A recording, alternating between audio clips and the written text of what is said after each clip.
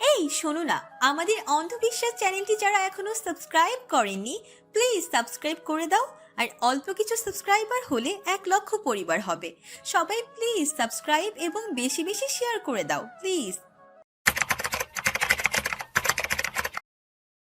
কার সাজ কার থেকে সুন্দর সেটা নিয়ে বড়াই হলো চোখে চোখে। ছেলেরা ধবধবে সাদা পাঞ্জাবি আর বাসন্তী কোটি পরেছে, মেয়েরা বাসন্তী শাড়ি, শুধু মনতা ব্যতীত। কোয়েল মনতার পরনে সেই লেহেঙ্গা দেখে স্তব্ধ হয়ে দাঁড়িয়ে রইল। রুলি নিজেও দেখলেন, কিন্তু কেউ কিছুই মনে করলেন না, কারণ বাড়ির সকলের খুব আদরের এই মনতা। জাস্ট কাজিন হিসেবে এই লেহেঙ্গাটা মনতাকে দিয়েছে রণ। মনতার মতো যোগ্যতাহীন মেয়েকে রণ কিছুতেই ভালোবাসতে পারে না। এতটা বোকা পুরুষ রণ নয়, কারণ দুটো বাড়ির মানুষের সামনে মনতার কথা বলার ক্ষমতা পর্যন্ত নেই। রণকে হ্যান্ডেল করা বিশেষ ব্যাপার। ওসব ওই বোকা গেয়েও মেয়েটাকে দিয়ে হবে না। মনতার হলুদ পরীর ন্যায় সৌন্দর্যের রণর মরণ হলো। কাজল কালো বড় চোখ দুটো তাকে মরণ বান মারল যেন। মনতার ঠোঁটের ওই হাসি যেন বুকে রাইসিন কোটেড বুলেট, যে বুলেটে বিষক্রিয়া হয়ে মৃত্যু নিশ্চিত। মনতার পায়ের চলনে রণর শ্বাস ভারী হলো। মনে হলো মনতা কোনো বিশাল রাজ্যের শেহজাদি আর রণ তার বাধ্যগত কৃতদাস। মনতা রণর সামনে আসতে রণ জিপের দরজা খুলে বলে উঠল, বসুন মহারানী। কোয়েল উচ্ছ্বসিত এগিয়ে এসে অনুনয় করল। ভাইয়া আমিও বসি। রণ মাথা নাড়িয়ে জবাব দিল, কখনো দেখেছিস দাসী আর রানী একই ঘোড়ার সওয়ারি? কোয়েল কিছু বুঝে উঠবার আগে রণ গাড়ি স্টার্ট দিয়ে সম্মুখে বলে উঠল, তাড়াতাড়ি এসো ভাইয়া, দেরি হয়ে যাচ্ছে। অনুদের বাড়িতে গায়ে হলুদের বিশাল আনন্দ মেলা। সকলেই হলুদ ছুড়াছুড়ি খেলছে। কে কাকে ইচ্ছে মতো হলুদ মাখাবে তার প্রতিযোগিতা শুরু হলো সহসায়। বিয়া হিসেবে রানকে হলুদ মাখাতে দৌড়ে এলো অনুর বাড়ির সমস্ত মেয়েরা, কিন্তু পাশ কাটিয়ে কৌশলে বেঁচে গেল রান। উল্টো খাবলা খাবলা হলুদ সকলের মুখে লেপে দিয়ে হু হু করে হেসে উঠল। মনতাকে দেখে নোমান শাহরিয়ারের বুক ধক করে উঠল। মেয়েটার সাথে কথা বলার জন্য মন আনচান করলো, কিন্তু রানার জন্য পেল না। হুট করে কোত্থেকে এসে মনতার গালে হলুদ মাখিয়ে রণ বলে উঠল, যদি আমাকে হলুদ মাখতে পারিস তবে তুই যা চাইবি তাই পাবি। বল রাজি? মনতা ঠুট উল্টে মাথা ঝাঁকালো, এরপর নিশ্চুপ দাঁড়িয়ে রইল।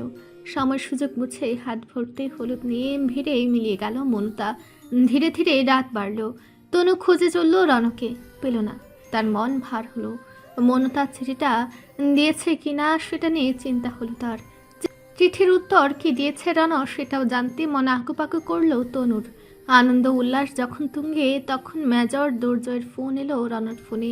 শুনশান নীরব জায়গা খুঁজে সেখানে গিয়ে ফোন কানে তুলল রণ। হ্যালো। ফিরছিস কবে? নতুন মিশনের প্রস্তুতি অলরেডি শুরু হয়ে গেছে। শুধু বাচ্চা অপহরণ নয়, পাওয়া গেছে কোটি টাকার দামি দামি ড্রাগস। কে বা কারা এই পাহাড়ি অঞ্চলে এসব নিয়ে আসছে তার নাম নিশানও খুঁজে পাওয়া যাচ্ছে না। তারা সুযোগ পেলে আর্মিদের উপর আক্রমণ করছে দূর থেকে। এইবারের মিশন আরেকটু কঠিন। তোর সাথে থাকবে ক্যাপ্টেন তুহিন আর কমান্ডো সজল। রণ চুপচাপ কথাগুলো শুনে বলে উঠল, শনিবার রাতে আমি সরাসরি রাঙামাটি আসব। কথা হয়েছে হেডকোয়ার্টারে। মিশন শেষ না হওয়া পর্যন্ত তোর সাথে দেখা হবে না। দুর্জয় তপ্ত শ্বাস ফেলে বলে উঠল, ওকে, মিশন শেষ, দেখা হবে। বাই দ্য ওয়ে, তোর মনতা সাবেরির কি খবর? ভালো আছে? মনের কথা জানতে পেরেছিস এবার? জানানোর চেষ্টা করেছি, কিন্তু বোকারানি বুঝে না। এমন সময় মৌনতা এসে দাঁড়ালো রণর সামনে, পেছনে হাত লুকানো। রণ কিছু বুঝে উঠবার আগেই হলুদ নিয়ে লাগিয়ে দিল গলায়। দূর থেকে গাল নাগাল পেল না। এরপর বলে উঠল, প্রতিশ্রুতি কিন্তু রাখতে হবে, নইলে মানব না। দুর্জয়ের কল কেটে দিয়ে মনতাকে কবজি ধরে টেনে নিজের কাছে আনলো রণ। এরপর মনতার মেয়াদহীন কোমর জড়িয়ে ঝুঁকে মনতার গালে নিজের গাল ঘষে হলুদ মাখিয়ে বলে উঠল, বল দেখি কি চাই তোর? কিচ্ছু চাই না, ছেড়ে দাও। কেউ দেখে ফেললে কেলেঙ্কারি হবে। কেলেঙ্কারি কিছু নয়, তুই আমি কলঙ্কিত হব। হবি আমার সাথে কলঙ্কিত। পরে পাপ লাগবে রণ ভাই, সেই পাপে সোজা একজনই পাবে। সেই পাপই হব আমি। সমাজে পুরুষের কোনো পাপ নেই। যদি আমি তোর পাপের ভাগীদার হই? বড় মা কোয়েলকে পছন্দ করে রেখেছে তোমার জন্য। বড় আব্বুও রাজি, আমি নিজ কানে শুনেছি। এবার মনু তার মাথা ব্যথার হেতু খুঁজে পেল রণ। সে ঠোঁটের কোণে সিরিয়াস ভঙ্গি ফুটিয়ে বলল, কোয়েলকে আমি পছন্দ করি না। আমার বাপ মা পছন্দ করলেই বিয়ে হয়ে যাবে। সংসার আমি করব নাকি তারা করবে? আমি পচা শামুক রন ভাই, তোমার পা কাটলে তুমি শুধুই কষ্ট পাবে। তুই আমার মাথার তাজ মনো। তোকে পেলে আমি পুরো দুনিয়া হাসিলের গৌরব অর্জন করব। বল আমার হবি। বলে হাতের আজলায় মনু তার হাত ভরে অনিমেষ তাকিয়ে রইল। রানার হাতে যেন পূর্ণিমার চাঁদ আলো ছড়াচ্ছে। সে আলোকিত রূপে অভিভূত হয়ে মনু তার ললাটে চুমুখে রণ নিজের সাথে শক্ত করে মনু তাকে চেপে ধরে প্রশান্তির শ্বাস ছুড়ল। হলুদ মাখা কম্পিত হাতে রণকে আগলে মনুতা বলে উঠল, রন ভাই ভয় করছে। তোর সব ভয় দূর করার দায়িত্ব আমার। তুই শুধু এভাবেই ধরে রাখিস আমায়, আর কিচ্ছুটির দরকার নেই আমার। দেওয়ান মির্জার কবুতর পালার বড্ড শখ। বিভিন্ন জাতের কবুতর পালেন তিনি বাড়ির পাশের পরিত্যক্ত বিল্ডিংটায়। আজ সৌম্যের বিয়ে, তাই দেওয়ান মির্জা ব্যস্ত। দুদিন ধরেই কবুতরের দানা পানি বন্ধ আছে। শায়লা রেহনুমা অতিথি নিয়ে ব্যস্ত। অন্যান্য ছেলেমেয়েরা আড্ডা আনন্দে মুশকুল। আক্কাস আর চামেলির বাবা কুতুব গরু ছাগলের তদারকিতে ব্যস্ত। আদনান মির্জা মনতার ঘরে এসে বলল, কবুতরগুলোকে দানা পানি দিস মন। 2 দিনে না খাওয়া ওগুলো, গিয়ে দেখ 2-1টা মরলো কিনা। আদনান মির্জার কথা শুনে নিজ ঘর ছেড়ে দৌড়ে বেরিয়ে গেল মনো। তারপর কবুতরের ঘরের ভাঙ্গা দরজা কৌশল করে খুলে কবুতরের খোপের দুয়ার খুলে দিল। ছাড়া পেতেই শখানেক কবুতর উড়ে গিয়ে বাড়ির পেছনের বড় খোলা জায়গাটায় বাক বাকুম শব্দের গুঞ্জন তুলল। মনুতা কাউন আর গমের কৌটায় নিয়ে উঠানে ছিটালো। বিভিন্ন বর্ণের সাইজের সুন্দর সুন্দর কবুতর পাখা ঝাপটে শব্দ করতে করতে দানা ঠুকরাতে লাগলো। মনতা আপন মনে সে দৃশ্য দেখতে বিভোর হলো। সেই সাথে চোখে ভেসে উঠল গত রাতের ভালোবাসাময় উষ্ণ মুহূর্ত। রণর হাতের বন্ধনে মৌনতা বন্দি ভাবতেই মনতার শরীর শিউরে উঠল। সেই সাথে রক্তিম হলেও ফর্সা গাল, উত্তপ্ত কান্দয় 2 হাতে চেপে ধরে ঠোঁট টিপে হাসলেও মনো। নিজ ঘরের পেছনের ব্যালকনি থেকে এক দৃষ্টিতে তাকিয়ে মনুতাকে দেখল রানো। ঘুম থেকে উঠেই এমন অপার্থিব সৌন্দর্যে তার হৃৎপিণ্ড কেঁপে উঠল। ইচ্ছে হলো মনু তার চুলের মুঠি চেপে ধরে নিজের একদম সন্নিকটে এনে মনু তার পাতলা গোলাপি অধর জোড়ার দখল নিতে। আর একটু দেয়াল ঘেঁষে এগিয়ে দাঁড়িয়ে খোলা ব্যালকনির কোমর সমান দেয়ালে 2 হাতে শক্ত করে চেপে ধরল রণ। শরীরের রক্ত টকবক শব্দেই ফুটছে। কেমন আগুন জ্বলছে পুরো শরীর জুড়ে। অসহনীয় উত্তাপ আর মরণ যন্ত্রণা। শুইতে কষ্ট হলো রণর। পাগল পাগল লাগলো নিজেকে। পুরুষ সত্তা লাগামহীন হতে চাইছে, কিন্তু লাগাম টানলো রণ। অপেক্ষা করলো আগত মিশন শেষ হবার। এরপর মনতাকে ঘরে তুলে সাধারণ আর্মিতে যোগদান করবে সে। তাদের দুষ্টু মিষ্টি ছোট্ট একটা ঘর আর সংসার হবে। সেই ঘরের মালকিন হবে মনতা। মনতার হাতের তালুতে খলভল করবে অনিন্দ সুখ লহরী। ডিউটি শেষে মনুতার কোলে মাথা রেখে প্রশান্তির নিদ্রা যাপন করবে রণ। তারপর ঘর ভর্তি বাচ্চা কাচ্চা, মনুতার ছুটে বেড়ানো ব্যস্ততা আর রণর বুক উজাড় করা ভালোবাসা। নিজের সুখময় ভবিষ্যৎ কল্পনা করতেই বাদামি ঠুরজোড়া প্রশস্ত হলো রণর। রণ ছোটো গলায় মনুতাকে ডাকল। ফেলটু গার্লফ্রেন্ড। আনমনে বসে থাকা মনুতা আর শুনল না। রণর রাগ হলো। সে চাপা গলায় আরও বেশ কয়েকবার মনুতাকে ডাকলো, কিন্তু ভাবনায় ডুবে থাকা মনও খেয়ালই করল না। ধৈর্যের বাঁধ ভেঙে গেল রণর। প্রেয়সীর ভালোবাসায় সে ডুবে তরপাচ্ছে, অথচ প্রেয়সী ভাবলেশহীন। রণ নিজ ঘর ছেড়ে সিঁড়ি ডিঙ্গিয়ে ড্রয়িং রুমে নেমে এলো। এমন সময় দেখা হলো কোয়েলের সাথে। রণকে দেখে ঠোঁট এলিয়ে হাসলো কোয়েল। এরপর শুধালো, এভাবে দৌড়ে কোথায় যাচ্ছ? মরতে যাচ্ছি। যাবি? হ্যাঁ যাব, নিবে আমায়? না, নেব না। সরে যা সামনে থেকে। বলেই হন্তদন্ত হয়ে বাইরে বেরিয়ে এলো রণ। কোয়েল কপাল কুঁচকে শুরু চোখে তাকিয়ে রইল রণর যাবার পানে। এরপর নিজে অনুসরণ করলো সেই পদযুগলের ছাপ। মনুতার একদম সন্নিকটে এসে দাঁড়ালো রণ। মনুতা টেরও পেল না। সে হাঁটু ভাঁজ করে তাতে থুতনি ঠেকিয়ে চোখ বুজে কিছু ভেবে চলেছে। মনুতার অবহেলায় রণর রাগ হলো। সে চোয়াল শক্ত করে সজোরে এক হাতে তালি বসালো। মুহূর্তেই পাখা ঝাপটিয়ে উড়ে পালাতে লাগলো কবুতরের দল। সেই সাথে ধরফরে উঠে দাঁড়ালো মনুতা। সে ওড়না টেনে ঠিক করে আমতা আমতা করে বলল, রন ভাই, হিংস্র রণও মনতার চোয়াল শক্ত হাতে চেপে ক্রোধ চোখে দাঁত পিষে শুধালো, ইচ্ছে করে আমায় জ্বালিয়ে মারছিস তাই না? এত করে ডাকছি শুনতে পাসনি?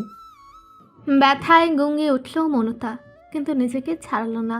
ফর্সা গাল দুটো নিমিষেই গোলাপি হলো। ব্যথায় চোখ কুচকে নিল মনো। রণ চোয়াল ছেড়ে দিয়ে গলা টিপে ধরে শুধালো, কোন কষ্টের ভার বেশি, শরীরের নাকি মনের? মনতা ছলছল চোখে তাকিয়ে রইল রণর লাল হয়ে আসা চোখের পানি।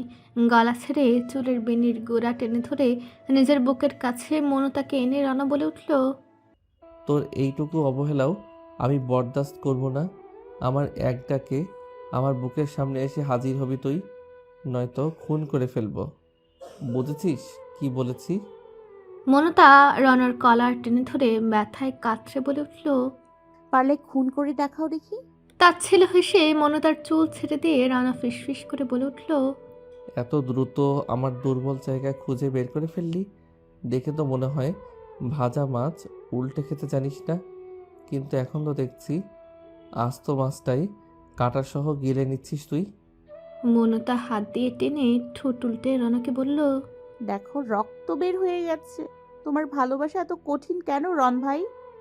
কারণ সকলের ভালোবাসা নরম, এজন্য আমি সবার থেকে আলাদা। যেখানেই ছুব ওখানেই জখম হবে। তুই আজীবন মনে রাখবি, যে ভালোবাসায় ব্যথা নেই সেই ভালোবাসা সহজেই ভুলে যায় মানুষ। সে না হয় বুঝলাম, ভাত খাবো কি করে? আমার এত এত ভালোবাসা খেয়েও তোর পেট ভরছে না, আবার ভাতও লাগবে। মনতা গাল মালিশ করতে করতে বলে উঠল, তোমাকে যদি এখন কামড়ে দিই কেমন লাগবে? নিজের ঠোঁট এগিয়ে রনা বলে উঠল। দে, আমি এক পায়ে রাজি। মনতার জেদ হলো। সে সত্যই কামড়ে ধরল রনার নিচের ঠোঁট, ছেড়ে দিল তখন যখন নুনতা স্বাদে মুখ ভরে গেল। মনতার ধারালো দাঁতের কামড়ে রনার পাতলা ঠোঁট কেটে রক্ত ঝরল। মনতাল ঘাবড়ে গেল, কিন্তু রনও জিভ দিয়ে ঠোঁট ভিজিয়ে বলে উঠল, বেশ জমবে বুঝলি। আমি সিংহ, তুই সিংহী। দূর থেকে কোয়েল পুরো দৃশ্য দেখে থমকে দাঁড়িয়ে রইল। সে নড়তে ভুলে গেল। মনতাকে ছেড়ে রণ বাড়ির পথে পা বাড়ালো। পথেই কোয়েলের সাথে দেখা হলো। চতুরন ঠোঁট বাঁকিয়ে হাসলো। এরপর হাঁটুতে ভর দিয়ে সামান্য ঝুঁকে কোয়েলের কপালের মধ্যম আঙ্গুল দিয়ে টোকা মারল। ব্যথায় চোখ কুচকে নিল কোয়েল। রণ ভারী গলায় বলে উঠল, জান হয় আমার, ওর বিরহে দিনে রাতের প্রতি মুহূর্তে মরি আমি। যা দেখেছিস তা এখানে গিলে খেয়ে ফেল। বাড়িতে প্রকাশ করে ঘটনা ঘোলা করলে জিভ ছিঁড়ে নেব। বলেই মনতাকে ডেকে বলে উঠল, বাড়ি যাবো না, সবাই মেহেদি পড়ছে। মির্জাবাড়ির উঠোনে জল চৌকিতে গোল হয়ে বসে সবাই মেহেদি দিচ্ছে। সুমুকে ধরে এনে সিমি জোর করে হাতের তলায় অনুর নামটা লিখে দিল। খুব ভালো মেহেদি দিতে পারে সিমি। একে একে ছোট বাচ্চাদের মেহেদি আলপনা শেষ করে সিমি মনতাকে ডাকলো। এই সময় অনুপু, তোমাকেও দিয়ে দিই। মনতা হাত বাড়িয়ে সিমির সামনে বসলো, এরপর বলল, বেশি ঘন করবি না, হালকা ডিজাইন আমার ভালো লাগে। সিমি আলপনা আঁকতে শুরু করলো। এমন সময় সেখানে দাঁড়ালো রণ। কোমরে হাত গুছে দাঁড়িয়ে ডিজাইন দেখায় মনোযোগ দিল।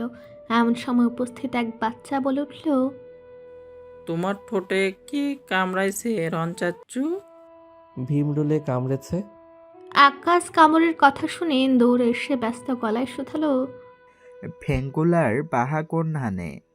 রণ তপ্ত শ্বাস ফেলিয়ে বলে উঠল, কোথাও না, ভীমরুল আমি পকেটে নিয়ে ঘুরি। বেশি কথা বললে তোমাকেও কামড় খাওয়াবো। জন্তু কিন্তু মানুষের কথা হনে ভাইজান। মিলিটারিদের কথা সবাই শোনে। যাও, নিজের কাজে যাও। আকাশ মাথা চুলকে চলে যেতে পা বাড়ালো, কিন্তু তার মন মস্তিষ্ক জোর দাবি জানিয়ে বলল ওটা ভীমরুল নয়, মানুষের কামড়। কিন্তু রণর সামনে কথাটা উগলে দেবার সাহস হলো না তার। সিমি যখন মেহেদের আলপনা আঁকতে ব্যস্ত তখন রণ বলে উঠল, মৌন তো বলল ওর ঘন ডিজাইন পছন্দ নয়, তারপরেও এমন হিজিবিজি আঁকছিস কোন সাহসে?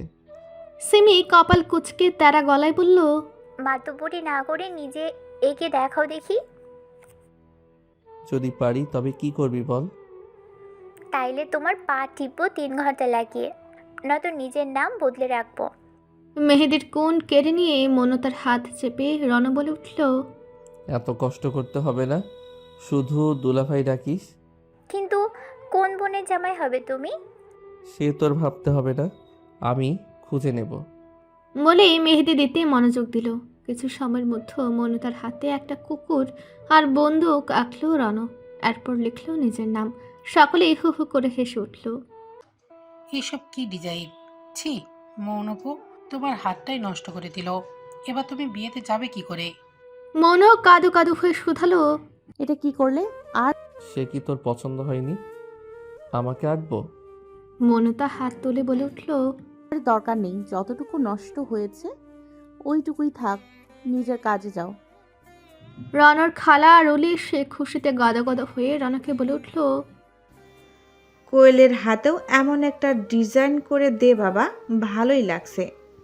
কোয়েলের চূড়া মুখের পানে তাকিয়ে রণ বলে উঠল, আর্মি কমান্ডোর সাথে ওর বিয়ে ঠিক হয়েছে খালামণি। কোন অফিসারদের বউ হতে চলেছে নাকি?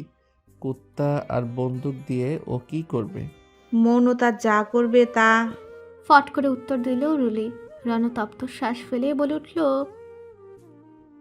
এখন মুড নেই, পার্লারে নিয়ে যাও তোমার মেয়েকে, ওখানে হেনা আর্টিস্ট আছে, নয়তো সিমির কাছে দাও, বেশ পটুও। বলেই উঠে গেল রণ। রণ যেতেই সকলেই মনতার হাত নিয়ে হাসির রোল তুলল। এদিকে কোয়েল তার মাকে টেনে নিয়ে উঠোনের শেষ মাথায় এলো। এরপর কাদো গলায় বলল, রণ ভাই মনুকে ভালোবাসে মা। 2-2বার ফেল করা মেয়ের কাছে আমার স্ট্যাটাস, রূপ, স্টাডি সব হেরে যাচ্ছে। মেয়ের গালে সপাটে চর বসিয়ে রুলি বলে উঠলেন, এত অধৈর্য কেন তুই? তোর ঘন কথা তো দেখেছিস সব কিছুতেই তালগোল পাকিয়ে দিবে। রণকে এই মুহূর্তে উত্তেজিত করা যাবে না, ওর যা খুশি তাই করুক, তাতে তোর কি? প্রেম হলেই বিয়ে হয়? বড় আপা কি বলল শুনলি না? আপা দুলাভাইয়ের কথার বাইরে গিয়ে কিছুই করার ক্ষমতা ওর নেই। দেখ বিয়ে শেষ হতেই কিভাবে রণর গলায় তোকে ঝুলিয়ে দেই আমি। তুই শুধু কিছু হয়নি এমন ভান করে থাক। আর খবরদার মৌনতার সাথে মোটেও কোনো ঝামেলা করবি না।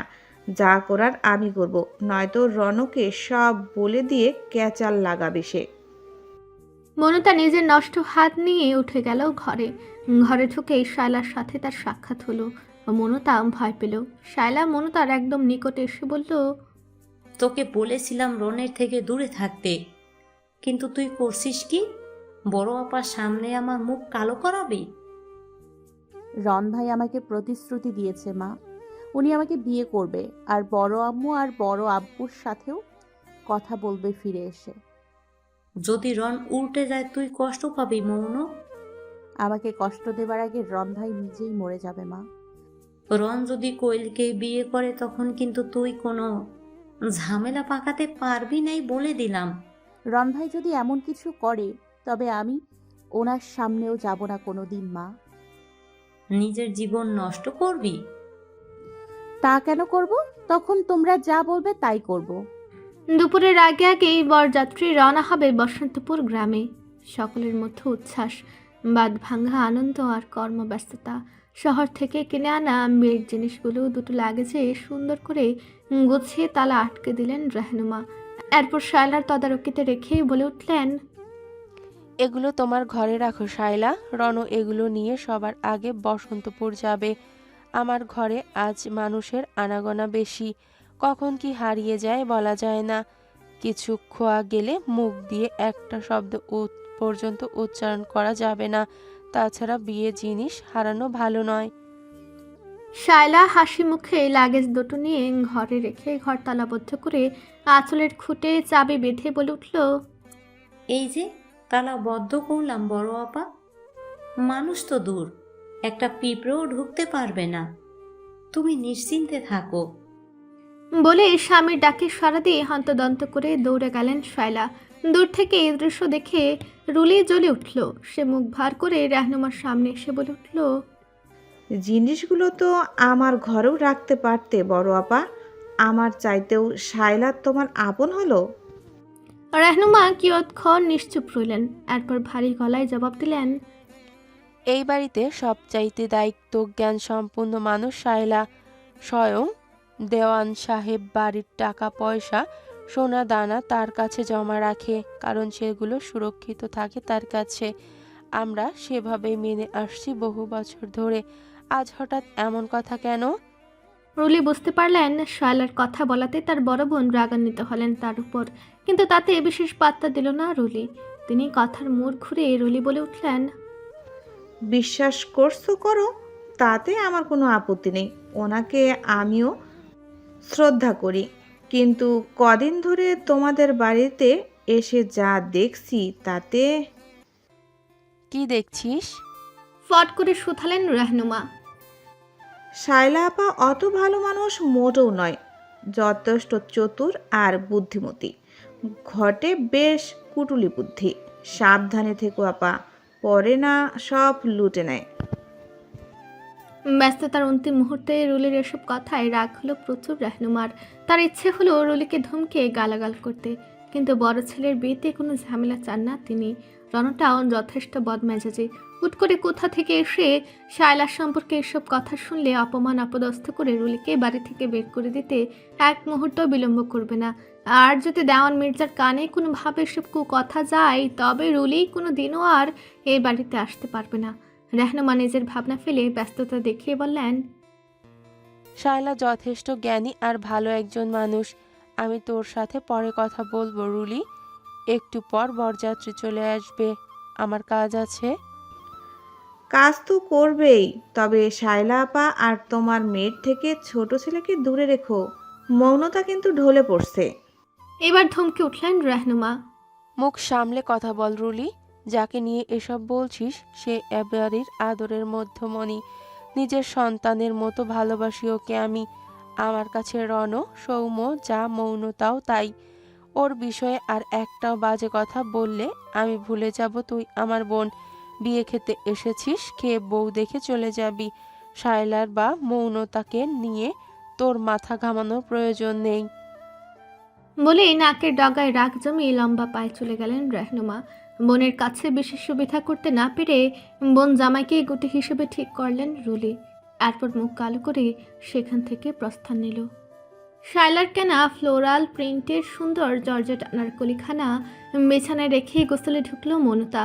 ঘরের দরজা খুলে রাখলো।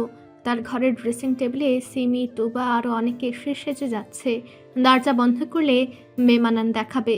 মনুতা গোসল শেষ করে ঘরে এসে দেখলেও কেউ নেই, তাই দরজা আটকে গায়ের সুতি জামা খুলে সে জামা হাতে নিল। এমন সময় ব্যালকনি থেকে ঘরে ঢুকলো কেউ। মনুতা ধাতস্থ হয়ে পেছন ফিরে আগত মানবকে দেখেই বিস্ফোরিত চোখে তাকিয়ে রইল। চিৎকার করার আগেই রণ দৌড়ে চেপে ধরল মনুতার ভেজা মুখ।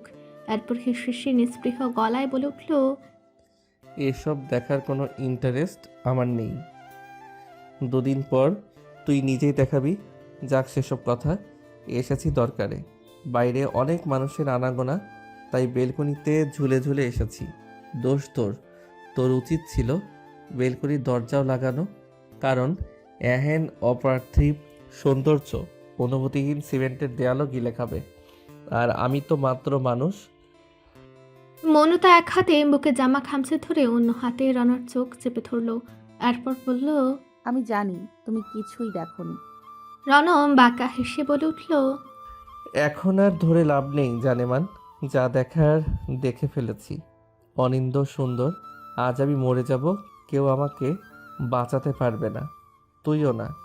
মনুতা চট করে বিছানা থেকে নিজের ওড়না নিয়ে এক হাতে রণর চোখ মুখ পেঁচিয়ে রণর হাত থেকে নিজেকে ছাড়িয়ে দৌড়ে ওয়াশরুমে গিয়ে দরজা আটকে দিল। এরপর লজ্জায় কাবু হয়ে অসার দাঁড়িয়ে রইল দেয়ালে হেলান দিয়ে। রণ বাথরুমের দরজায় মাথা ঠুকে দাঁড়িয়ে ধীর লয় বলল, কোমরের নিচের কালো তিলটা আমাকে মরণ বান মেরেছে রে মৌন। কিছুতেই দৃষ্টি থেকে সরছে না। ইন্টেলিজেন্স, কমান্ডো চোখ সব ক্যাপচার করে নিয়েছে। এখন ওগুলো সামনে দিয়ে ঘুরে বেড়াচ্ছে। যতদিন তুই আমার না হবি, এগুলো মস্তিষ্কে শক্ত আসন গেড়ে আমায় জ্বালাবে, পোড়াবে, ভস্মীভূত ছাই বানিয়ে হাওয়ায় উড়াবে। খুব কঠিন অসহনীয় যন্ত্রণা হয়ে গেল আমার জন্য। আমি বাঁচবো তো? মনতা লজ্জায় হাতের আজলায় মুখ লুকিয়ে লম্বা সময় দাঁড়িয়ে রইল। তারপর হাতের জামা গায়ে জড়িয়ে ডাকলো। রন ভাই। সাড়া পাওয়া গেল না। মনতা ধরে নিল রনা চলে গিয়েছে। তাই বার কয়েক বড় শ্বাস ফেলেই দরজা খুলেই বাইরে বেরিয়ে এলো সে। এসেই নিজের বিছানায় শটান শুয়ে থাকতে দেখলো রনকে। চোখে মুখে ওভাবেই ওড়না পেঁচিয়ে শুয়ে আছে সে। মাথার পেছনে এক হাত আর বুকে আরেক হাত রেখে রন স্পৃহ গলায় বলল, বাঁকানো কোমরের মাঝ বরাবর শির দ্বারায় ছোট্ট একটা লাল তিল, কাঁধে আরেকটা, কোমরে একটা কালো তিল আর সুডোল। মনতা বালিশ চেপে ধরল তাৎক্ষণিক রনর মুখে। এরপর চিবিয়ে বলল, আচ্ছা দুশ্চরিত্র আর লম্পট তুমি, তোমাকে এক্ষুনি মেরে ফেলবো আমি। মেরে ফেল, তবেই শান্তি মিলবে আমার, নয়তো অশান্তি আর নির্ঘুমতা নিয়ে বাঁচতে হবে আমায়। মৃত্যুতে কোনো আফসোস নেই আমার, যা দেখেছি তাতে স্বর্গ লাভ হয়ে গেছে। প্লিজ মেরে ফেল আমায়, প্লিজ। মনতা বালিশ সরিয়ে বলে উঠল, বেরিয়ে যাও ঘর থেকে, আমার কাজে দেরি হচ্ছে। রন চোখ মুখ থেকে পেঁচানো ওড়না খুলে হাতে নিয়ে কাতর গলায় বলে উঠল, আজ রাতে চলে যাব মৌন। ভেবেছিলাম যাওয়ার আগে মনে ব্যথার মেঘ উঠবে, কিন্তু ট্রাস্ট মি, তোর এই উন্মুক্ত সৌন্দর্য আমার কষ্টের মিশনটাকে একদম ইজি করে দেবে। না খেয়ে পাহাড়ে পাহাড়ে ঘোরা, সাপখোপের সাথে যুদ্ধ করে রাত জাগা, ঝর্ণার ঠান্ডা পানিতে সারাদিন ডুবে থাকা, জোকের কামড় কিচ্ছু গায়ে লাগবে না আমার। বলে উঠে এসে মনতার ম্যাদহীন কোমর চেপে ধরে প্যাটে মাথা গুজে চুপ করে রইল। রনার স্পর্শে মনতার শরীর ঝাঁকুনি দিল, সেই সাথে মুখ ভার হলো। সমস্ত আনন্দ খুশি নিমিষে ধুলি ঝড়ে রূপান্তরিত হলো। না চাইতেও রনার মাথায় হাত রাখলো মনতা। মনতার মনে হলো রন কাঁদছে। চট করে রনার দুই গাল জোরে রনার মুখ উপরে তুলল মন। মানুষটা সত্যি কাঁদছে। মনতা নিজেও ব্যথিত হলো। রনার বিরহ তাকেও জলে ভাসালো। মনতাকে হ্যাচকা টানে নিজের কুলে বসে শক্ত আলিঙ্গনে বেঁধে মনতার কাঁধে মুখ লুকিয়ে শব্দ করে কেঁদে ফেলল রন। অতঃপর বলল, তোকে ছেড়ে থাকতে আমার এবার অনেক কষ্ট হবে মৌন। ইচ্ছে করছে চাকরি ছেড়ে দিতে, শুধু তোর পা জড়িয়ে বসে থাকতে ইচ্ছে করে সারাদিন। কিভাবে বাঁচবো তোকে ছাড়া বলতো? তোমার জন্য অপেক্ষা করবো আমি রন ভাই। যদি আর না আসি? তবু অপেক্ষা করব। তোর কষ্ট হবে না? না রন ভাই, ওই অপেক্ষায় আমি সুখ পাবো, তোমার বুকে ঝাঁপিয়ে পড়ার সুখ। এবার পরীক্ষায় পাশ করতে পারবি তো? বলে মনতার পানে অনিমেষ তাকালো রণ। নিজের চোখের জল হাতের উল্টো পিঠে মুছে মনতা বলল, তুমি দেখো আমি এবার সত্যি পাশ করব। মনতার গালে টুপ করে চুমু খেলো রণ। এরপর মনতার ভেজা চোল মুখের উপর থেকে সরিয়ে বলে উঠল, নোমান শাহরিয়ারের থেকে দূরে থাকবি। ওর মতিগতি ভালো নয়, ও তোকে ভালোবেসে ফেলেছে। তুমি কি করে জানলে? আমি সব জানি। আমি সবার থেকে নিজেকে আড়াল করে রাখবো। আমি চলে গেলে কোয়েল তোকে জ্বালাবে। বড্ড শয়তান আর কুটনিও। নিজেকে বাঁচাতে পারবি ওর থেকে? পারবো। মনতার গাল টেনে রণ বলল, গুড গার্ল। এরপর রণ একটা কালো ডিভাইস বের করলো নিজের পকেট থেকে। সেটা মনতার হাতে গুজে বলে উঠল, খুব সাবধানে আর লুকিয়ে রাখবি এটা, কারো হাতের নাগাল যেন এটাতে না পড়ে। কি এটা? অবাক হয়ে শুধালো মনতা। Military satellite phone. এটা অন করলে আমার লোকেশন জানতে পারবি তুই। আমি মরে গেলেও জানতে পারবি। রেড সিগন্যাল দেখাবে তখন। আর যখন তোর মনে হবে আমার সাথে কথা না বলতে পেরে তুই মরে যাচ্ছিস, তখন অনলি 30 সেকেন্ড কথা বলতে পারবি আমার সাথে। যদি প্রতি মুহূর্তে কথা বলতে চাই? পারবি না। একটা বিষয়ে 3 থেকে 4 বার কথা বলতে পারবি তুই। তাই হিসেব করে বাটন চাপবি, নয়তো পরে আমাকে আর পাবি না। মনতা স্যাটেলাইট ফোন রণর হাতে গুজে বলে উঠল, এটা আমি নিব না রন ভাই। কেন? যদি কখনো এটাতে লাল সিগন্যাল জ্বলে তবে আমি সহ্য করতে পারবো না, আমি মরে যাব। জ্বলবে না রেড সিগন্যাল। তোর ভালোবাসার শক্তি আমায় বাঁচিয়ে নেবে। উপরওয়ালা অতটাও নিষ্ঠুর নয়। মনতা নিশ্চুপ রইল। রণ চলে যাবে সেটা মানতে পারছে না। কোন শক্তি বলে রণকে সে আটকে রাখবে এটাও ভেবে পাচ্ছে না। এমন সময় রণ আবদার করলো, একটা জিনিস চাইবো, দিবি? কি চাও? আমায় একবার নিজে থেকে চুমু খাবি? রণর আকুল আবদারে সায় দিল মনো। রণর গলা জড়িয়ে অধরে অধর ছোয়ালো। রণ চোখ বুজে অশ্রু ফেলল। সে সাথে অঝরে কাঁদল মনতা। রণ মনতাকে ছেড়ে উঠে দাঁড়ালো। হাতে আর সময় নেই, এখনই যেতে হবে অনুদের বাড়ি। তার কাছে গহনা সাজগোজের জিনিসপত্র সব। রণকে ছেড়ে মনতা যখন ড্রেসিং টেবিলের সামনে গিয়ে দাঁড়ালো তখন রণ শুধালো, এটা তোর নতুন জামা না? হ্যাঁ, মা এনেছে। চুল আশ্রাতে আশ্রাতে মনো জবাব দিল। রণ কপাল কুচকে পেছনের জামা মনতার সামনে এনে বলল, এটা তো ছেঁড়া। বিস্মিত হয়ে জামায় নজর বুলাতেই মনতার চোখ কপালে উঠল। পেছনের পার্ট একদম ছিঁড়ে কুচি কুচি, দেখে মনে হচ্ছে ইঁদুরে কেটেছে। মনতা ভার মুখে বলল, এটা এমন হলো কি করে? কঠিন বুদ্ধিদীপ্ত রণ নিমেষে বুঝে গেল সবটা। চোখে মুখে ক্রোধ ছলকে উঠল তার। নিজের সঙ্গে করে আনা নতুন জামা মনতাকে দিয়ে রণ বলে উঠল, এটা পর, ঢাকা থেকে এনেছিলাম। এটা দিতে এসেছিলাম তোর ঘরে। এমনিতেও ছোট মার দেয়া জামা তোকে আজ পরতে দিতাম না আমি।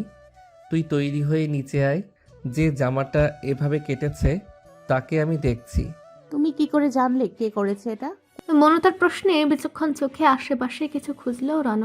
এরপর মেঝে থেকে একটা ছেঁড়া বেলি ফুল হাতে নিয়ে বলে উঠল, বলতো কে করেছে এই কাজ? সকালে কোয়েলকে বাগান থেকে বেলি ফুল তুলতে দেখেছে মৌন। দুবার সেই ফুল দিয়ে তাকে গাজরা বানিয়ে দিয়েছে শাড়ির সাথে পরার জন্য। মনতা তাজ্জব হয়ে বলল, কোয়েল? রণ মাথা ঝাঁকিয়ে ব্যালকনি দিয়ে লাফিয়ে নিজের ঘরে চলে গেল। এরপর দৌড়ে বেরিয়ে এলো বাইরে। উদ্দেশ্য মাহিরের কুকুর কালু। কালুর গলায় বেল্ট ধরে টেনে বাড়ির নির্জন জায়গায় নিয়ে এলো রণ। এরপর ঝুঁকে বসে কালুর চোখে চোখ রেখে সে বেলি ফুল কালুর সামনে এনে মিলিটারির ভাষায় বলে উঠল, অ্যাটাক। রণর দেয়া নীল রঙা সোনালি পাড়ের সুন্দর শাড়িটা কুচি দিয়ে পড়ল মনতা। এরপর পিঠ জোড়া বিছিয়ে থাকা চুলগুলো ঢেলে বেনুনি করে তাতে গজল লাল গোলাপ।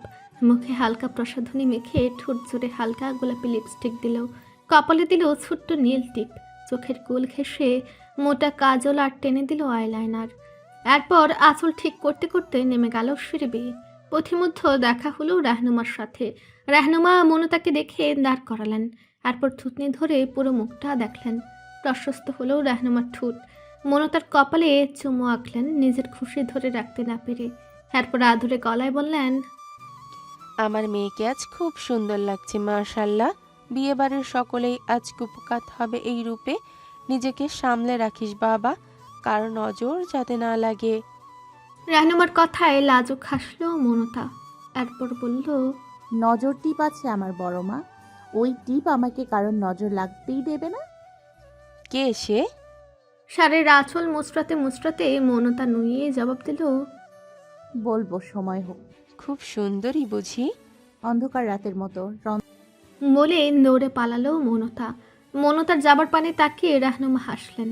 এরপর বললেন, পাগল একটা, তোকে যে পেতে চলেছে নিঃসন্দেহে সে ভাগ্যবান পুরুষ। কিন্তু কে সে? রাহনুমা আর দাঁড়াতে পারলেন না। সৌম্য ডেকে উঠল তাকে। তড়িঘড়ি করে রাহনুমা পা চালালেন। মনতার জামা নষ্ট করার আনন্দ কোয়েলের মনে আর ধরছে না। মনের আনন্দে গুনগুন করতে করতে শহরে মেয়েদের মতো ভারী সাজের মেকআপ করে ফিনফিনে পাতলা একটা শাড়ি পরে নিজেকে মোহনীয় করলো কোয়েল। সফেদ উদর আর নাভি স্পষ্ট সেই শাড়ির বুনন ভ্যাদ করে। ছোট হাতের ব্লাউজ মোলায়েম হাতটা আরেকটু আকর্ষণীয় করলো। পেছনের পিঠ পুরোটাই উন্মুক্ত। লাল চুলগুলোতে সাদা বেলির গাছটা লাগিয়ে হাতে ছোট পার্স নিয়ে আয়নায় নিজেকে একবার পরখ করলো। তারপর বলে উঠল, এমন হট আইটেম তুমি আর কোথায় খুঁজে পাবে রণ ভাই? দেখো আজ আমাকে দেখো, আবার পা পিছলে পড়ো না যেন। আমাকে দেখার পর এক নিমিষেই তোমার মাথা থেকে ওই গেও ভূতটা নেমে যাবে। টসটসে রসে ভরা আঙ্গুর রেখে টক গরম চাকে খেতে চাইবে। কথাগুলো বলে চুল উড়ে সিঁড়ি ডিঙিয়ে নেমে এলো কোয়েল। তারপর বেরিয়ে গেল বাইরে।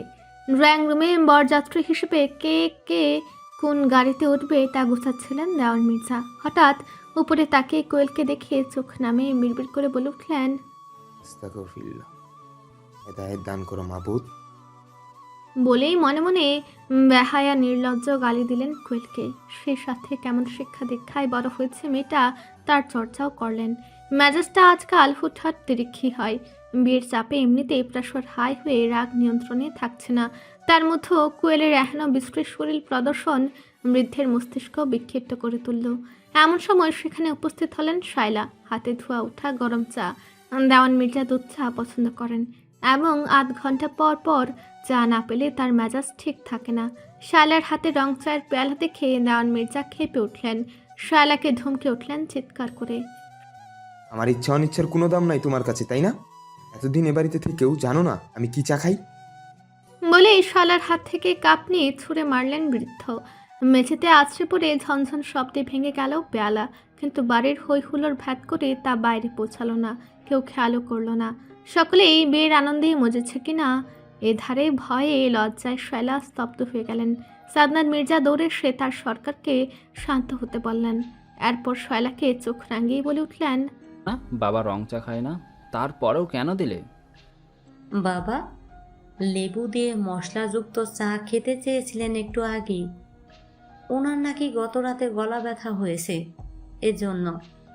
শায়লা কথা শেষ করবার আগেই সাদনান মির্জা শায়লাকে হাতের ইশারায় চলে যেতে ইশারা করলেন।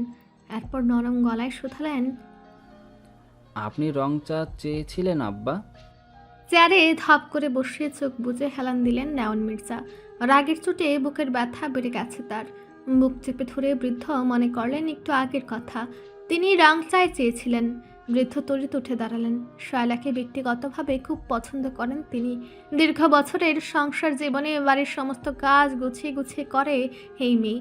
ইচ্ছাকৃত ভুল এড়িয়ে চলেন তিনি। শ্বশুরের আদেশ নির্দেশ আরও মান্য করে পালন করার চেষ্টা করেন। আজ পর্যন্ত ছেলের বউদের সাথে দুটো কথা হয়নি তার। এতগুলো বছর বাদে শায়লার সাথে কিভাবে এমন ব্যবহার করলেন তিনি ভেবে কষ্ট লাগলো তার। রান্নাঘরে নীরবে কেঁদে চোখ মুছছেন শায়লা। নিঃশব্দে রান্নাঘরে দাঁড়িয়ে শায়লার হাত চেপে ধরলেন বৃদ্ধ। এরপর বললেন, মাগো কষ্ট পেও না, বড় মানুষ না বুঝে ভুল করে ফেলেছি।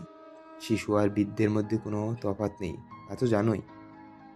আমি কিছু মনে করিনি আব্বা, আপনি এভাবে বলবেন না, তাহলে আমি লজ্জা পাবো। রুলির মেয়ের বেহায়া সাজ দেখে মাথা নষ্ট হয়ে গেছে আমার। রাগ সামলাতে পারিনি। বাড়িতে কতগুলো উঠতি বয়সী ছেলে পেলে আছে। এটা খুবই বেহাইয়া বেশ পোশাক ধারণ করেছে। ওকে দেখেই কিভাবে যেন মেজাজ চটে গেল। শায়লা এবার বুঝলেন বৃদ্ধের রাগের হেতু, তাই কান্না থামিয়ে বলে উঠলেন, মেয়েটা শহুরে আব্বা, এমনিতেই খুব ভালো। আপনি ওসবে ধ্যান না দিয়ে বরযাত্রী গোছান, সময় যে হয়ে এলো। হ্যাঁ তা গুছাবো, তার আগে আরেকবার মশলা চা করে দিবে লেবু দিয়ে। গলাটায় সাংঘাতিক ব্যথা। আপনি বসুন, আমি করে দিচ্ছি। বৃদ্ধ অনুতপ্ত হয়ে চলে গেলেন। শায়লা চোখ মুছে পুনরায় চায়ের পাতিল বসালো। নিজের জিপে হেলান দিয়ে দাঁড়িয়ে আছে রণ। সে বিশেষ চিন্তায় গভীরভাবে মগ্ন। চারপাশের বিষয়ে কোনো ধ্যান নেই তার। গতরাতে থানার ওসির সাথে কথা হয়েছে তার। গ্রামের সহজ সরল ছেলে মিল্লালের আত্মহত্যা কোনোভাবেই বিশ্বাসযোগ্য নয়। রণ পোস্টমর্টেম রিপোর্ট নিজ চোখে দেখেছে। ওখানেও প্রমাণ হয়েছে এটাই আত্মহত্যা। কিন্তু ছবিগুলো দেখেছে রণ, গলায় ফাঁসির কোনো দাগ নেই, এমনকি চেহারা পর্যন্ত বিকৃত হয়নি। ফাঁসির মরা এভাবেই মরতে পারে না। এর পেছনে অন্য কোনো চক্রান্ত আছে। ওসির চোখ মুখ দেখেও রণ বুঝেছে এই ঘটনা ভিন্ন। ওসি সবটা জানে, অথচ প্রকাশ করতে চাইছে না। পেছনের ঘটনাটা কি আরও বিশদে জানতে সেই বট গাছের তলায় গিয়েছিল রণ। তন্ন তন্ন করে খোঁজার পর মিলেছে অর্ধছেঁড়া বিদেশি ডলার। দেশের মাটিতে ডলার দেখে রণর কপাল কুঁচকে যায়। সেটা নাকে নিয়ে ঘ্রাণ শুকতেই রণর এক ভ্রু উঁচু হয়ে ওঠে। ডলারের ড্রাগের স্মেল। ডলারটা সরাসরি কোনো ড্রাগ ক্যাশ রুম থেকে এসেছে রণ নিশ্চিত হয়ে যায়। কিন্তু সাধারণ দরিদ্র পরহেজগার এই ছেলের নিকট পর্যন্ত এই ডলার কিভাবে এলো রণ ভেবে পেল না। রণ সারা রাত চিন্তা ভাবনা করে নিশ্চিত হয়েছে গ্রামের কেউ এখানে যুক্ত আছে। কিন্তু কে সে? চিন্তা ভাবনা যখন তুঙ্গে, তখন চুরির ঋণিঝিনি শব্দে রণর ধ্যান কাটল। সামনে তাকাতে চোখ জোড়া স্থির হলো। সুন্দর ভঙ্গিমায় ধীরে ধীরে হেলে দুলে এগিয়ে আসছে মনো, যেন কোনো মানুষ নয়, হুড়পড়ি। পাতলা ঠোঁটের মিষ্টি হাসিতে রণ হেলে গেল জিপের সাথে। বুকে চিনচিনে ব্যথা করছে। বাতাসের হুল্লোড়ে শাড়ির আঁচল উড়ে গিয়ে ফর্সা উদর নজর কাড়ল। বুকে হাত চেপে হা হয়ে দাঁড়িয়ে রইল রণ। মনো তার চুলে গুজে রাখা গোলাপের সুবাস রণকে মাতাল করলো। শরীরের ভর ছেড়ে দিয়ে মাটিতে পড়ে যেতে চাইল রণ, কিন্তু আকস্মিক রণর বেল্ট খামচে ধরল মনতা। অতঃপর ডাকলো, ভাই। হুশে আসতেই নিজেকে সামলে রণ বলে উঠল, আগুন হয়ে মোমের কাছে কেন এলি মৌন? পুড়িয়ে গলিয়ে মিলিয়ে শেষ করে দিবি এজন্য? তুমিই তো পড়তে বললে। ভুল করেছি, আমায় ক্ষমা কর। যা, বোরকা পরে আয়। আমি কোনো রিস্ক নিতে পারবো না। তোকে দেখে সবাই মরবে ও বাড়ির। বিয়েতে কেউ বোরকা পরে যায়? তাহলে তোর যাবারই দরকার নেই। এবারই প্রথম বিয়ে, আমি যাব না? না, যাবি না। ফেরার পথে আমি পোলা মাংস চেয়ে নিয়ে আসবো তোর জন্য। ও বাড়িতে খেলেও যেই স্বাদ লাগবে এ বাড়িতে খেলেও তেমনই স্বাদ লাগবে। মনতা কিছু বলতে চাইলেও তার আগে ঘেউ ঘেউ করে উঠল কালু। কেউ কিছু বুঝে উঠবার আগেই কামড়ে ধরল কোয়েলের শাড়ি। ভয়ে চিৎকার করে উঠল কোয়েল। সেই সাথে দৌড়ে এলো বাড়ির সকলে। মাহির মন দৌড়ে সে ধমকে উঠল কালুকে। হাতে কালু আরো ক্ষিপ্ত হলো। পাতলা ফিনফিনে শাড়ি কালুর ধারালো দাঁতের আঘাতে ছিঁড়ে ফালা হলো। আকাশ দৌড়ে একটা লাঠি নিয়ে শক্ত বারে বসালো কালুর পিঠে। ব্যথায় আরও রেগে গেল কালু। ইতিমধ্যে কোয়েলকে অর্ধনগ্ন করে ফেলেছে কালু। রলি, কোয়েল আর কোয়েলের ছোট ভাই সমানতালে চিৎকার করে চলেছে। রেহনুমা শয়লা দৌড়ে এসে চিৎকার চেঁচামেচি শুরু করলেন, কিন্তু কালু যেন আজ বধির। মাহির কালুর গলার বেল্ট ধরে টানতে লাগলো, কিন্তু সরাতে পারল না। শেষমেশ কোয়েলের পায়ে কামড়ে দিল কালু। রক্তে ভেসে গেল কোয়েলের পা। মনতা ভার্ত গলায় বলে উঠল, রণ ভাই, কালুকে থামাও, নয়তো কোয়েলাপুর পা ছিঁড়ে নেবে ও। তোর ভালো লাগছে না? না, মোটেও না। অন্যের কষ্টে কেন হাসি পাবে? তুমি কিছু করো দয়া করে। রণ শেষ বাজিয়ে জিপ ছেড়ে বাড়ির উঠোনে দাঁড়িয়ে একটু তামাশা দেখল। মনতার ছেঁড়া জামার কথা মনে পড়তেই বেশ রাগ হলো তার। সে আরেকটু তামাশা দেখতে চাইল। এমন সময় সৌম্য চিৎকার করে বলে উঠল, রন, দেখ কালু পাগল হয়ে গেছে, ওকে থামাতে পারিস কিনা দেখ তো। রণন ধীর পায়ে এগিয়ে গেল কালুর কাছে। এরপর হাঁটু মুড়ে বসে কালুর গলায় হাত বলিয়ে বলে উঠল, এনাফ। মুহূর্তেই রণর নির্দেশ কালুর ক্ষিপ্ত মস্তিষ্কে কাজ করলো। কোয়েলের পা ছেড়ে রণর পানে তাকিয়ে ঘেউ ঘেউ করে উঠল কালু। রণ কালুর চোখে চোখ রেখে পুনরায় বলে উঠল, ব্যাগ। কালু এক পা দুপা করে পিছিয়ে ভিড় ঠেলে দৌড়ে বেরিয়ে গেল। কোয়েল থরথর করে কেঁপে মাটিতে বসে গেল। রেহনুমা দৌড়ে গেলেন পানি আনতে। সৌম্য ব্যস্ত হলো ডক্টর ডাকতে। কোয়েলের পানে তাকিয়ে রণ বলে উঠল, এসব পোশাকে কালু অভ্যস্ত নয়, বুঝলি? তোকে ভিন গ্রহের প্রাণী ভেবে এভাবে অ্যাটাক করেছে সে। নেক্সট টাইম থেকে হিসেব করে পোশাক পরবি। যা, এবার হসপিটালে গিয়ে ইনজেকশন নে। বড্ড কষ্ট পেলাম তোর জন্য। ভেবেছিলাম বিয়ে খেয়ে ফিরে যাবি, কিন্তু এখন তো দেখছি গ্রামেই থেকে যেতে হবে তোর। খুব টাফ হয়ে গেল আমার জন্য। বলেই ঠোঁটের কোণে বাঁকা হাসি ফুটিয়ে উঠে গেল রণ। বরযাত্রী নিয়ে দুপুরের আগে বসন্তপুর গ্রামে এলেন দেওয়ান মির্জা। রণ মনতা আগে চলে এসেছে। এত হই হুল্লোড় আনন্দের মাঝে শুধু অনুপস্থিত কোয়েল আর তার মা। অনুকে পার্লারের মেয়েরা সাজাতে বসে গিয়েছে। এখানে এসে থেকে রণর কোনো খোঁজ নেই। মনতা সিমিকে নিয়ে এদিক সেদিক ঘুরে বেড়াচ্ছে। নুমান শাহরিয়ার গায়ে শুভ্র পাঞ্জাবি জড়িয়েছে আজ। দেখতে বেশ লাগছে। তার সৌন্দর্য অগ্রাহ্য করার শক্তি কোনো রমণীর নেই। নুমান মনতাকে দেখে হাসি মুখে এগিয়ে এলো। এরপর বলে উঠল, আসসালামু আলাইকুম বিআইন সাহেব, কেমন? মনতার উত্তর কেড়ে নিয়ে সিমি বলে উঠল, ওয়ালাইকুম আসসালাম বিআই সাহেব। আছেন বিআইন সাহেব? বুকে বড় জ্বালা। কিসের জ্বালা বিআইন সাহেব? নয়া প্রেমের জ্বালা। বলে হাসতে হাসতে প্রস্থান নিল মনতা। সঙ্গে দৌড়ে গেল সিমি। মনতার হাসি নোমানের বুকে ঝড় তুলল। ইচ্ছে হলো রণকে খুন করতে। সেই সাথে নিজের মন্দ কপালের উপর বেশ বিরক্তি জমল। এদিকে তনুর মুখোমুখি হলো রণ। একাকী রনকে পেয়ে তনু ডেকে উঠল। মেজর রন, জি বলুন। আমার চিঠির উত্তর কিন্তু আমি পাইনি। ভুলে পিয়নের সাথে মাখামাখি করে ফেলেছি। প্রেম কঠিন পর্যায়ে আছে, জীবন মরণের সন্ধিক্ষণের মতো। আগামী ছুটিতে আমার বিয়ে, অগ্রিম দাওয়াত রইল। এসে দুটো গরম গরম খেয়ে যাবেন। কিন্তু চিঠিটা আমি লিখেছিলাম। নিচে নাম দেওয়া উচিত ছিল। মানুষ মাত্রই ভুল, ম্যান ইজ মর্টাল। বলেই হাসতে হাসতে চলে গেল রণ। তারপর মনতার কাছে এসে দাঁড়ালো রণ। ভিড়ে ভালো লাগছিল না বলে একটু পুকুর পাড়ে একাকী এসে দাঁড়িয়েছিল সে। পেছন থেকে মনতাকে আগলিয়ে জড়িয়ে রণ বলে উঠল, নোমান শাহরিয়ার সাথে ভালোই তো গান গাইছিলি, এবার যদি পানিতে চুবিয়ে মারি। নিজেকে তাৎক্ষণিক রণর থেকে ছাড়িয়ে মনতা বলে উঠল, ছি ছি, কেউ দেখলে কেলেঙ্কারি হবে। হলেই বা কি? কিছুই না, তুমিই বিপদে পড়বে। তোকে কে বলেছে আমি বিপদে পড়ব? আমি হটি নটি বাসর সাজাবো। ছি ছি, বেশরম লোক। তুই চাস না তোর জামাই বেশরম হোক? না, চাই না। তাহলে তো জীবনে বাপ ডাক শুনতে পারবো না। না পারলে নাই। এসব কি ভয়ানক সাংঘাতিক কথা বলছিস? বিয়ে হলেই ওসব করতে হবে? কোন সব? মনতা জিভ কেটে দৌড়ে বলে উঠল, একটা। আমি কিন্তু ওইসবের অপেক্ষাতেই থাকবো মৌন। এবার পালাতে পারছিস বলে আগামীবার ও যে পারবি তা কিন্তু নয়, জেনে রাখিস। ধীরে ধীরে হাসি আনন্দের সময় পেরোলো, সেই সাথে ভরপুর খাবারে মজলো সবাই। ভালোভাবে ঝামেলাহীন বিয়ের কাজ সম্পূর্ণ হতেই বউ নিয়ে সকলে ছুটল মির্জা বাড়ির উদ্দেশ্যে।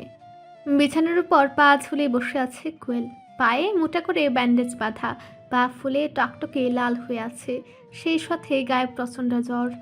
ডক্টর তাকে অলরেডি একটা ইঞ্জেকশন দিয়েছে, আবার 2 দিন পর আরেকটা। 14 দিনে মোট 5টি ইঞ্জেকশন তাকে দিতে হবে। রুলি মেয়ের পাশে বসে রয়েছেন মুখ ভার করে, চোখে মুখে চিন্তার ছাপ স্পষ্ট। যদি কুকুরটা পাগল হয়, যদি জলাতঙ্ক রোগে মেয়েটি অদ্ভুত কুকুরের ন্যায় আচরণ করে, তবে। রেহনুমা প্লেটে একটু পোলাও মাংস এনে রুলির হাতে দিয়ে বলে উঠল, সৌম্য শ্বশুরবাড়ি থেকে খাবার পাঠিয়েছে, কোয়েলকে খাইয়ে দে রুলি। রুলি চোখ মুখ কুচকে বলে উঠল, এমন কুকুর বাড়িতে পালা কি খুব জরুরি বড় আপা? এটা কি পাহারাদার নাকি মানুষ খুনের জন্তু? রেহনুমা অনুতপ্ত মিশ্রিত গলায় বলে উঠল, দুর্ঘটনাবশত হয়ে গেছে। কালু সচরাচর এমনটা করে না। কোয়েলকে কোনো আকস্মিক কামড়ালো সেটা তো বুঝতেই পারছি না। নিশ্চিত কেউ উস্কে দিয়েছে। আমার তো মনে হয় মৌনতা করেছে এই কাজ। রেহনুমা কপালে বিরক্ত ভাঁজ ফেলে বলল, মৌনতা নিজেই কালুর থেকে দূরে পালিয়ে বেড়ায় কোয়েল। মৌনতাকে কালুকে উস্কে দেবে? তোর সাথে ওর ব্যক্তিগত কোনো শত্রুতা আছে? এবার থতমত খেল কোয়েল।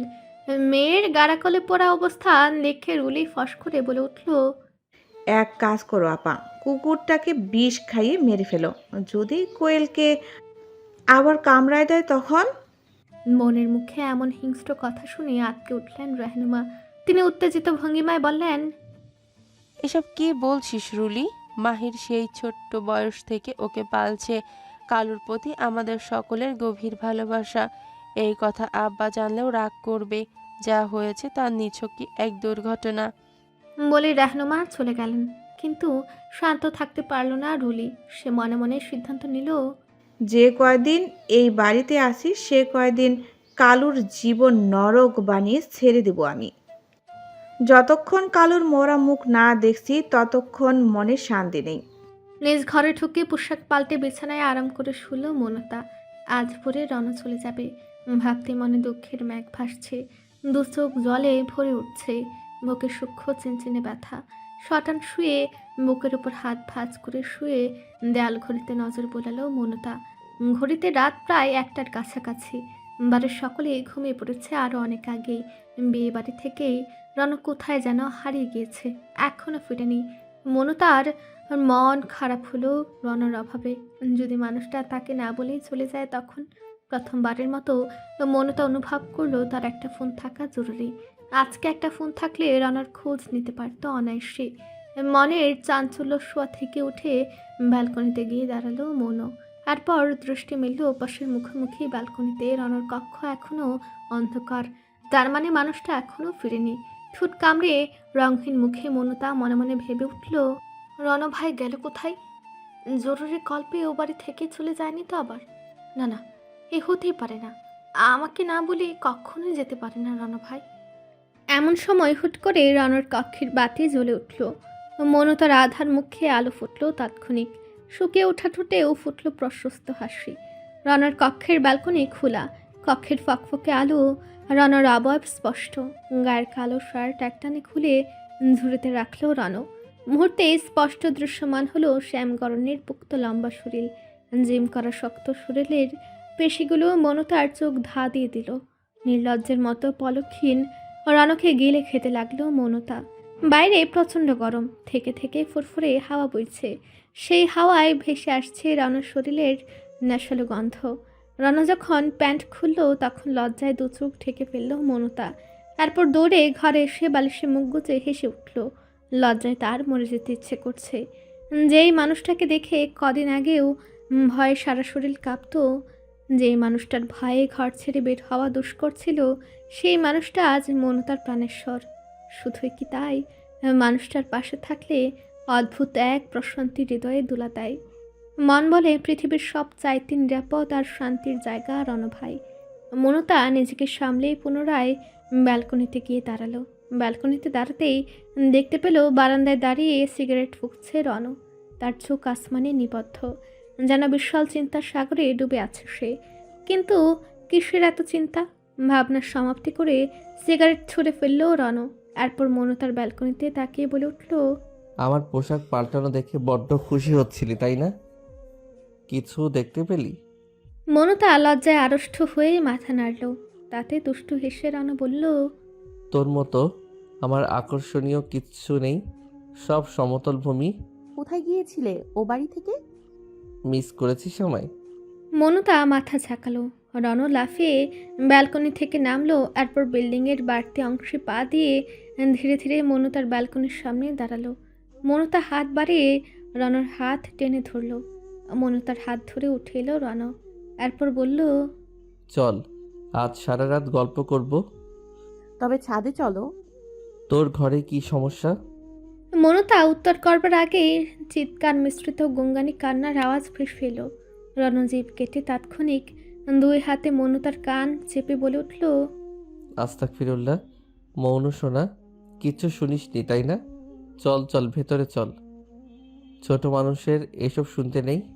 বলে মনতার কান চেপে ধাক্কা দিয়ে কক্ষের ভেতরে ঢুকে ব্যালকনির দরজা আটকে দিল রণ। মনতা ইতস্তত করে বলে উঠল, ওটা ভাবির গলা তাই না? এত রাতে উনি কাঁদছে কেন? মনতার কথায় হু হু করে হাসতে ইচ্ছে হলো রণর, কিন্তু হাসল না। কোনোভাবে হাসির শব্দ বাইরে গেলে কেলেঙ্কারি হয়ে যাবে, মনতার উপর আরোপ লাগবে। তাই নিজেকে সামলে রণ শুধালো, তুইও এভাবে কাঁদতে চাস? আমি কাঁদবো কোন দুঃখে?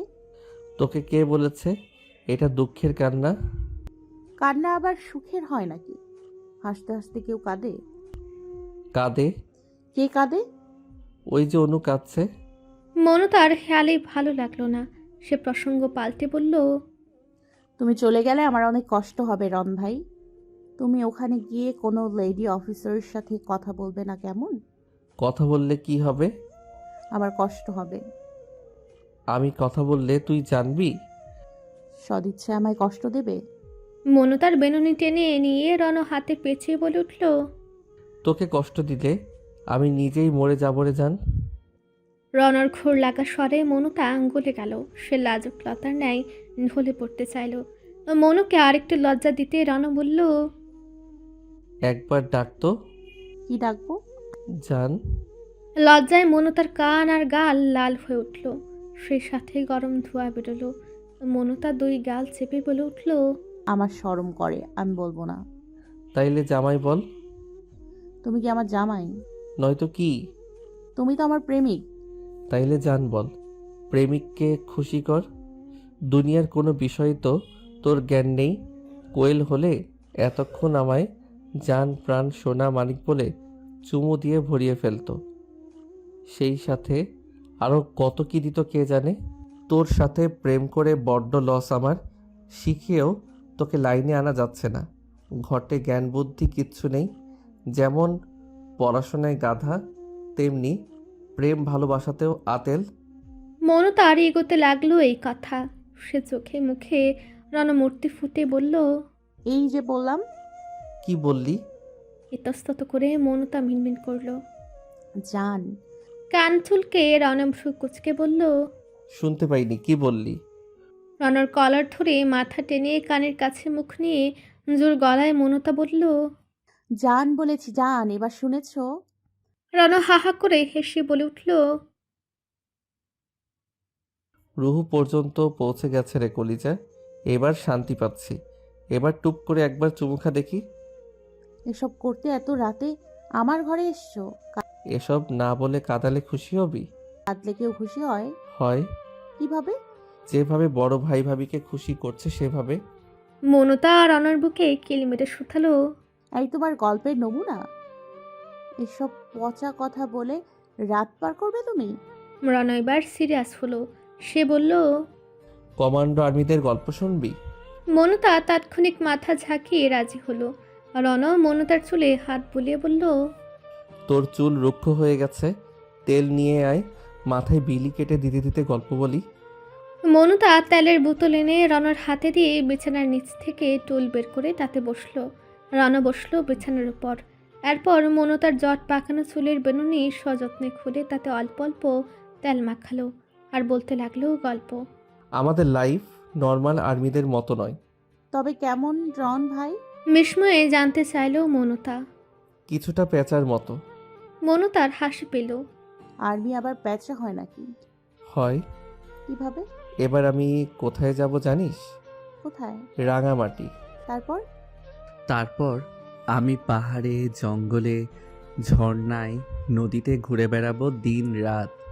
ওখানে আমার যুদ্ধ হবে বিষাক্ত সাপ, পোকামাকড়ের সাথে, দুর্গম পথের সাথে, ক্ষুধার্ত নিজের সাথে, সবশেষে মানুষের সাথে। একটা মিশন শেষ হতে 5-6 মাস সময় লাগে। মাঝে মাঝে আরও কম লাগে, মাঝে মাঝে আবার বেশিও লাগে।